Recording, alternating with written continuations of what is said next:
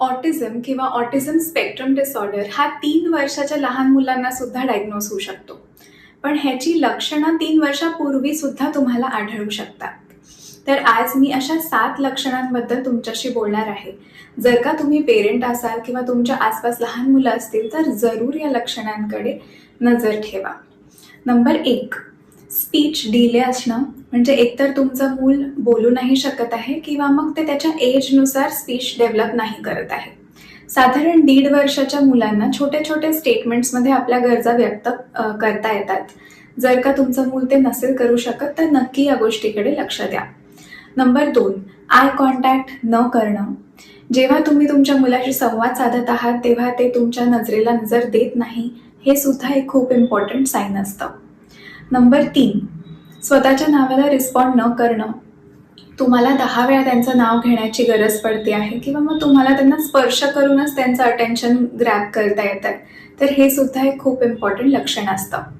Number 4, repetitive त्याच activity करण्यामध्ये रस असणं, म्हणजे की एखादी वस्तू किंवा एखादं खेळणं सारखं वापरून त्याच्याशी सारखे खेळ करत बसणं, हे सुद्धा एक खूप इम्पॉर्टंट लक्षण असू शकतं.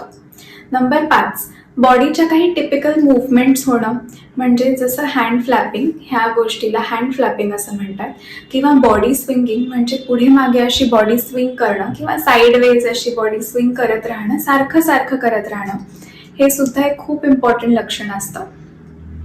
नंबर 6, या मुलांना जेस्चर्स यूज करायला खूप डिफिकल्ट जातं. सोपे जेस्चर्स जसं की इकडे ये, तिथे थांब, इथे बस, अशा जे जेस्चर्स आहेत, हातवारे आहेत, ते स्वतः सुद्धा यूज करणं डिफिकल्ट जातं आणि दुसऱ्यांनी यूज केल्यावर त्याचा अर्थ कळायला पण त्यांना फार वेळ लागतो.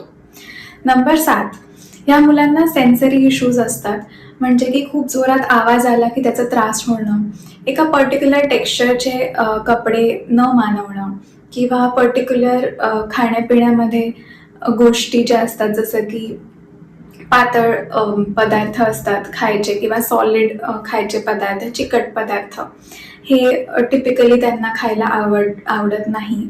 अशा गोष्टीसुद्धा तुम्हाला बघायला मिळू शकतात.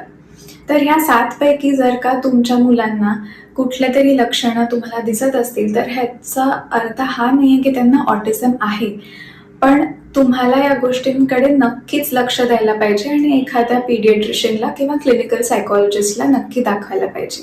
जितक्या लवकर तुम्ही त्यांना अप्रोच कराल तितक्याच लवकर ट्रीटमेंट सुरू होऊन मूल अधिक वेगाने प्रोग्रेस करेल. धन्यवाद.